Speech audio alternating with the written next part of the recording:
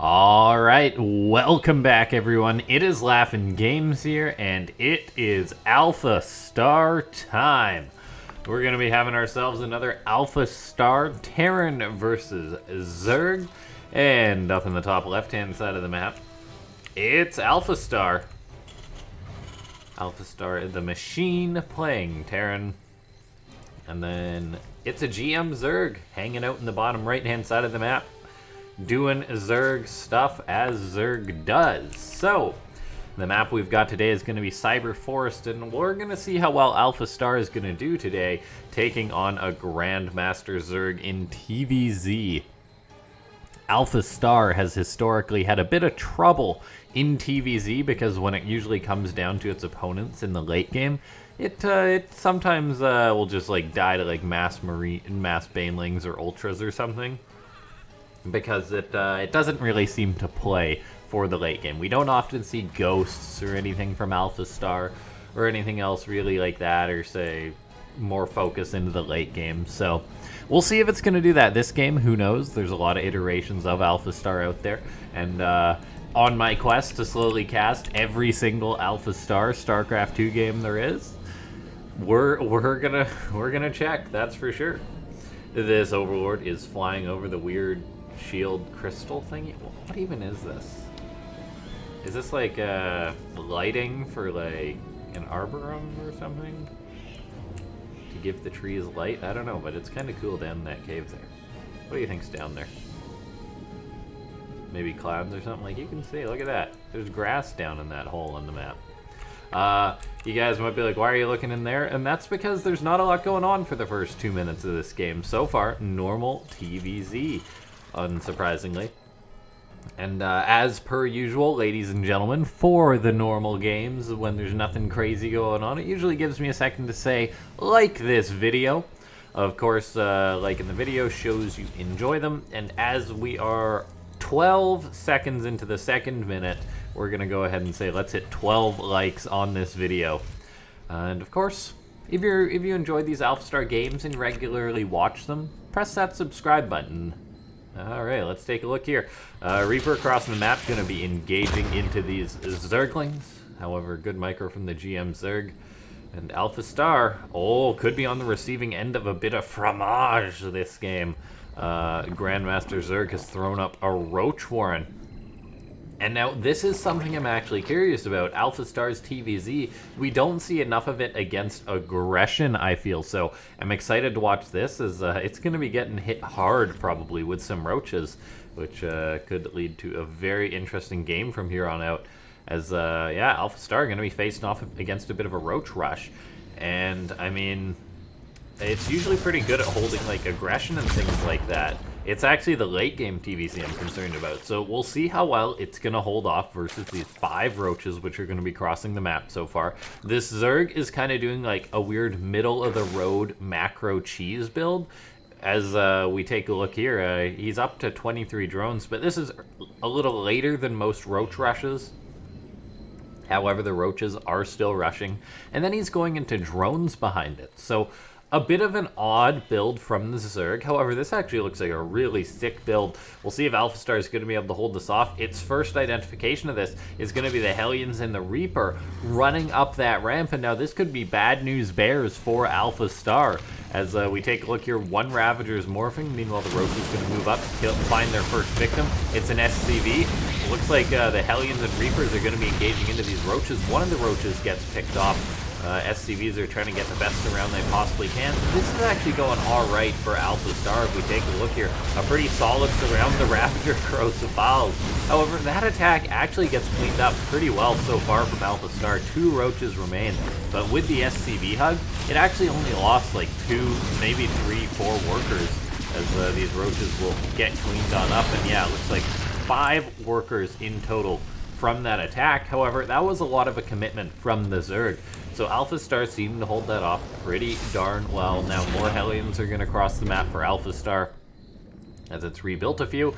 So it's going to have Hellion, Banshee to maybe try and repay some of the aggression that this Zerg player went for.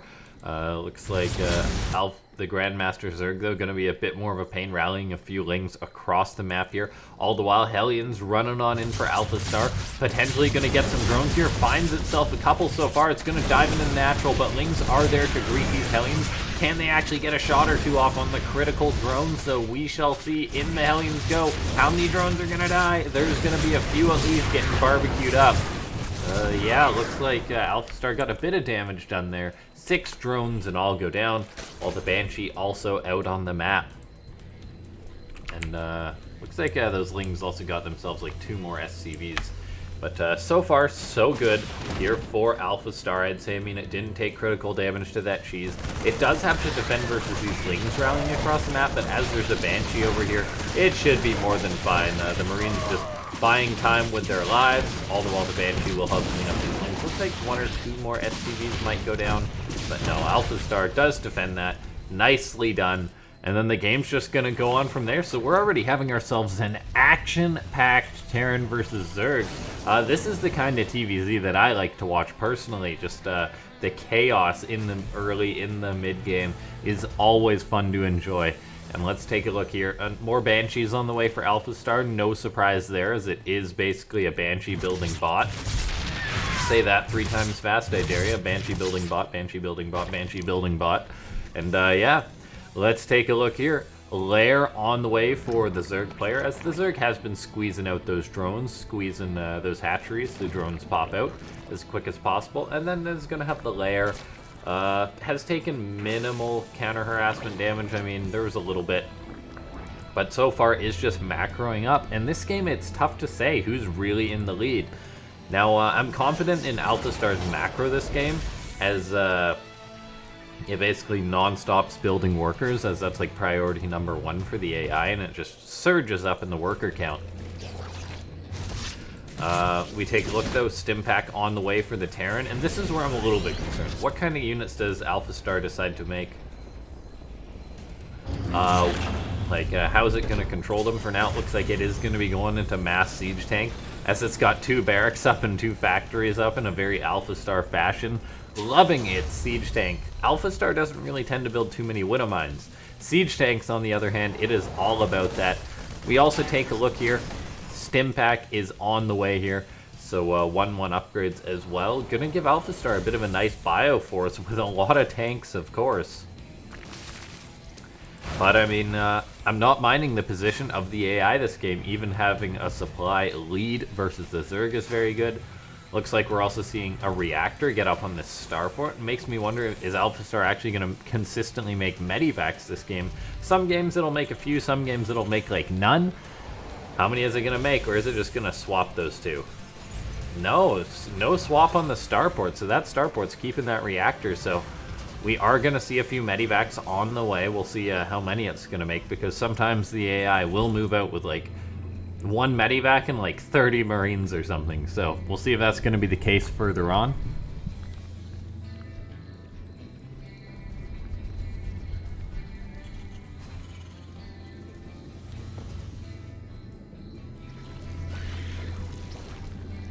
Star sending some SCVs out on a bit of a dirt mission to repair those Banshees, as it does like its Banshees. So these SCVs, oh my gosh, this is actually a pretty big dirt for AlphaStar. Trying to repair the Banshees with a ton of SCVs in tow. These boys are going to have themselves a bad time. Okay, they do catch the Banshee. Looks like the other one's getting repaired. All is well. Small derp there from AlphaStar. Over the SCV is going to be heading on home. And the production for this game's just carrying on. AlphaStar cloaks its Banshees. There's actually no Overseer. There's the Overseer to help these Queens. So the Banshees will lose that fight. One of them perishes.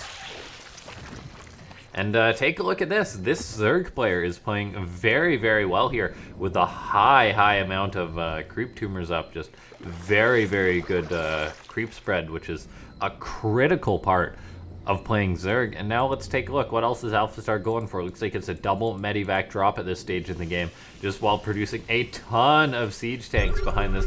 Let me tell you, if you make anything other than air units against AlphaStar's Terran as a Zerg, you're going to have yourself a bad time, because this is just like so many siege tanks. They're very well spread this game too. We'll see if that continues. But for now, Here goes the drop for AlphaStar, double Medivacs being boosted, and then 2-2 upgrades on the way, so both players pretty equal on upgrades and everything, both of them building up just like to a healthy army supply. And then, yeah, we're going to see where the game's going to go from here. Hydralisk upgrade on the way. I believe it's Muscular Augments, that one. And then, yeah, nothing else too major going on. I mean, the Zerg's just Zerging it up, taking all the bases. This time, AlphaStar, though, going to try and catch this base off guard here. And this could be a potential cancel or kill on the 5th base of the Zerg, which is nice. Is AlphaStar going to stim those Marines? Maybe, we'll see. Maybe not. Looks like, well, there's also a bit of a poke moving on over here on the map, but that hatchery does indeed get canceled. Nicely done for AlphaStar, and every single one of its Marines gets out. AlphaStar showing that it cares about its bio units. We take a look, though. These units could be in trouble. Their Medivac's going to be under fire. The Marines want to pick off those Hydras before the Medivacs fall. Now AlphaStar probably wants to get out of there. Looks like a few of the Marines have perished to those Banelings, but the game's going to continue on as AlphaStar is pushing forward onto creep. Siege tanks going to start moving out, and this is a whack ton of siege tanks. And if we take a look at what the Zerg has, the answer is not really an answer to siege tanks. He's just got a ton of Hydras, a good decent number of Banelings, but when there's this many tanks for the Terran, you cannot go in like that.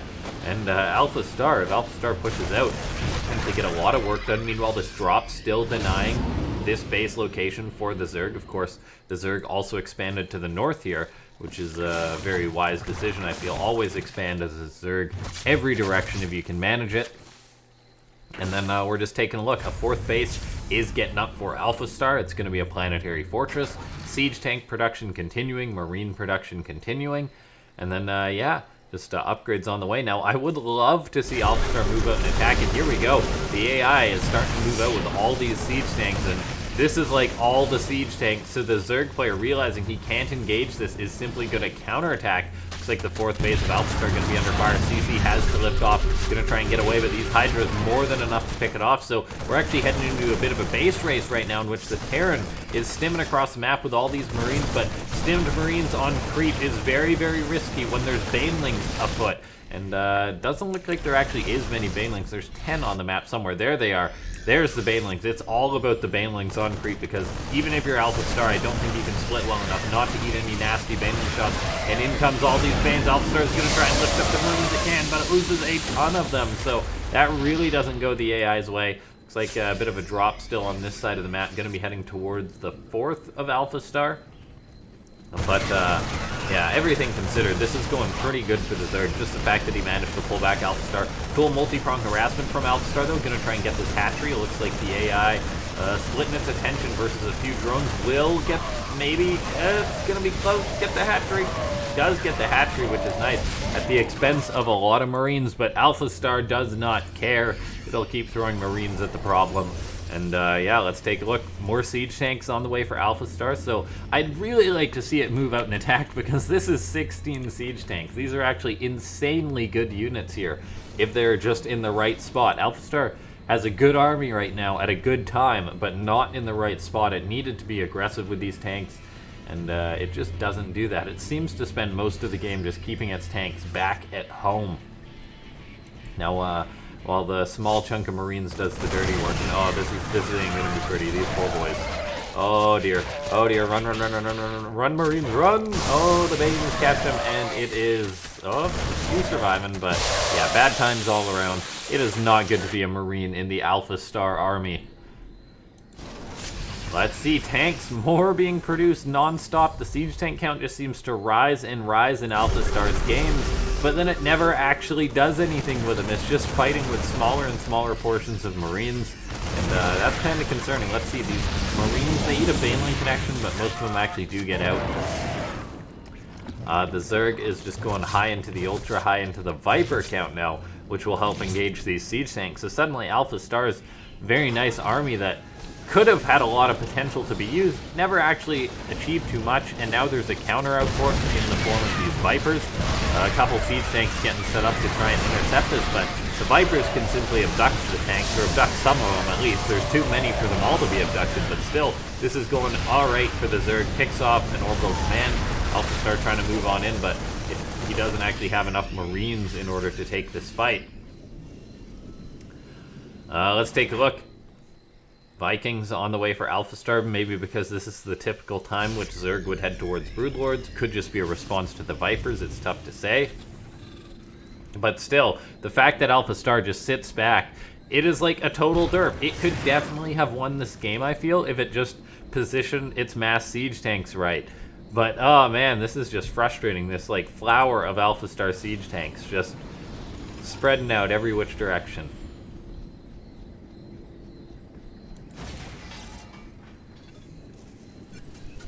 3-3 upgrades going to be done for both of the players. Generally considered better for Zerg because they have the little upgrades like the chitinous plating, like the adrenal glands, which goes beyond just the 3-3. Just AlphaStar though, come on, man. Come on, you gotta do something with your siege tanks. Maybe when it's +3 attack finishes, that'll spur the AI to move out. For now, though, in comes the Zerg once again. Vipers tossing down Blinding Clouds. AlphaStar gonna be repairing the Planetary Fortress, which has also been Blinding Clouded. But a ton of the siege tanks out of position for the AI. SCV's trying to hold on, but the Planetary will fall. Marines engaging the Liberator. They definitely don't want to take that fight.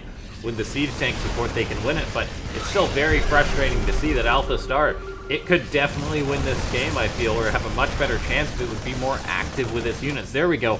Now we're seeing the tanks on siege. Here we go. It's the march of the siege tanks, or I guess the drive of the siege tanks. I don't know what you want to call it, but all of a sudden these tanks are going to be rolling on in here. Marines not stemmed. Let's take a look.